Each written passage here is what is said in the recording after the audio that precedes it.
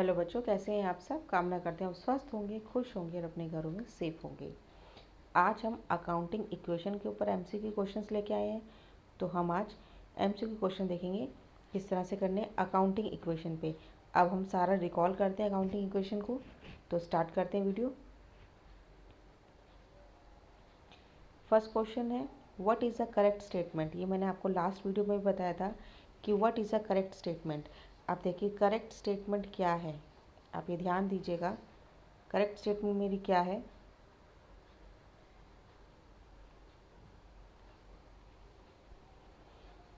तो ये जो मेरी करेक्ट स्टेटमेंट है उसको क्या बोलेंगे, हमेशा असेट आगे आएगी। असेट क्या आएगी, हमेशा आगे। अगर असेट पीछे है तो हमारी इक्वेशन गलत है। ठीक है, अभी इसमें क्या है, ये भी असेट पीछे है, ये भी असेट पीछे, ये भी असेट पीछे, यानी तीनों गलत है। तो हमारा जो राइट आंसर होगा क्या होगा, asset is equal to liabilities plus capital. तो हम जब इसको क्वेश्चन को करेंगे तो हमारे पास क्या आएगा, B asset is equal to liabilities plus capital. Right, next करते हैं। Amount withdrawn by proprietor. Amount निकाल के लेके जा रहा है प्रोप्राइटर, किसके लिए, पर्सनल यूज़ के लिए। तो जब पर्सनल यूज़ के लिए बात आती है तो क्या आती है, ड्राइंग्स की बात आती है। क्या लिखते हैं हम, ड्राइंग्स।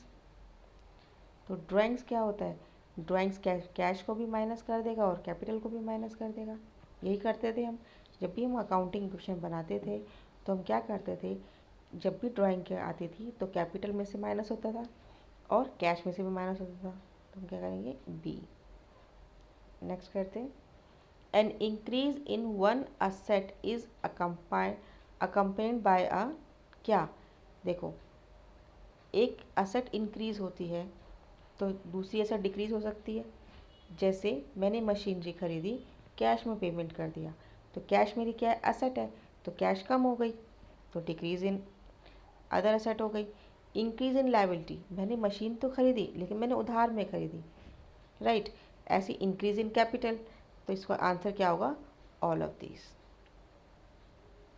नेक्स्ट है, purchase of machine by Ram and company. अभी हमने बात की थी, हमने मशीन परचेज़ की है राम एंड कंपनी से, यानी नाम आ रहा है तो क्या होगा, क्रेडिट हो रहा है, क्रेडिट में हमने खरीदी है माल, अपनी मशीनरी जो है हमने क्रेडिट में खरीदी है।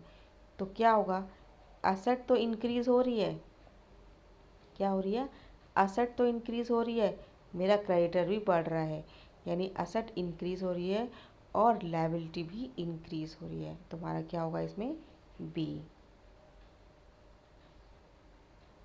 Goods purchase mean, goods purchase का मीन्स क्या होता है, इंक्रीज इन कैश नहीं, डिक्रीज इन लायबिलिटी बिल्कुल नहीं।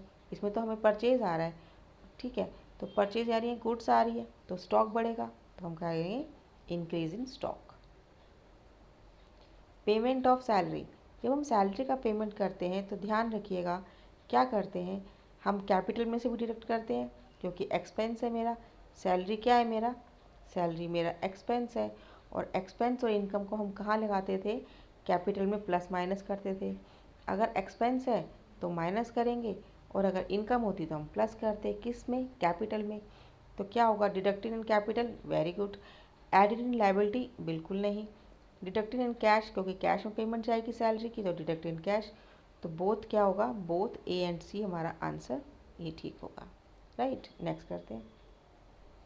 Profit on sale of goods will be, जब हम गुड्स को प्रॉफिट में बेचते हैं तो क्या होता है, अभी बताया मैंने, प्रॉफिट मेरा क्या है, इनकम है ना, एक तरह की हमारा रेवेन्यू आ रहा है, प्रॉफिट है। और प्रॉफिट किस में करते हैं हम, गुड्स, सॉरी कैपिटल में प्लस करते हैं, कैपिटल में हम प्रॉफिट को ऐड करेंगे। तो क्या होगा, एडेड इन कैपिटल और एडेड इन स्टॉक, या both and A and B. देखो हमने गुड्स बेच रहे हैं, क्या बेच रहे हैं, गुड्स बेच रहे हैं। तो गुड्स बेच रहे हैं तो गुड्स तो माइनस हो रहे हैं, स्टॉक में तो ऐड नहीं हो रहा है, बोथ ए एंड बी भी नहीं है। तो इसका आंसर क्या होगा, एडेड इन कैपिटल। प्रॉफिट को हम कैपिटल में ऐड कर देंगे। The liability of a firm are, 25,000 रुपये की असेट है, लायबिलिटी सॉरी 25,000 की है और असेट है 63,000 के।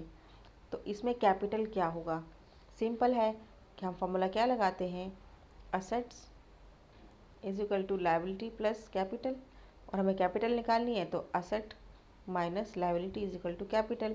तो 63 minus 25 is equal to capital, तो हमारा क्या होगा 38,000। राइट, नेक्स्ट करते हैं। Ram commence business on 1 April 2019।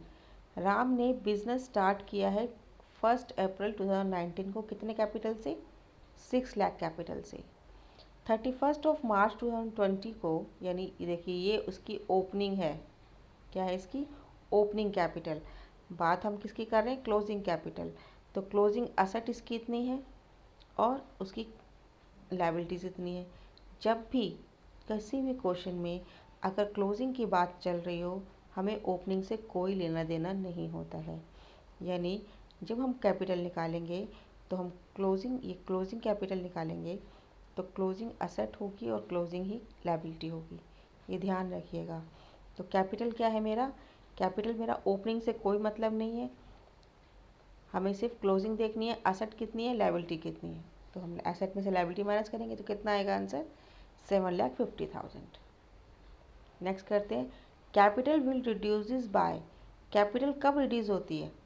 जब हम परचेज गुड्स क्रेडिट में उठाते हैं, या हम गुड्स को कैश में सेल कर देते हैं, या हम परचेज फर्नीचर करते हैं पर्सनल यूज़ के लिए। तो ये क्या हो गया? पर्सनल यूज़ आ गई, यानी ड्राइंग्स हो गई। और ड्राइंग्स हमेशा कैपिटल को क्या करती है? रिड्यूस करती है। ठीक है, तो कैपिटल क्या करेगी? रिड्यूस करेगी। तो इसका आंसर क्या होगा? सी। नेक्स्ट करते हैं। Liability increases by. लायबिलिटी कब इंक्रीज होती है? जब हम गुड्स लेंगे क्रेडिट पे, उधार माल लेंगे, जब हमारा रेंट ड्यू हो जाएगा, हमें पे करना है, टेकिंग लोन, बैंक से लोन ले रखा है। तो यानी सारे के सारे तो ठीक है, तो इसका आंसर क्या होगा? All of this. Capital introduced by owner or a proprietor during the current financial year is called।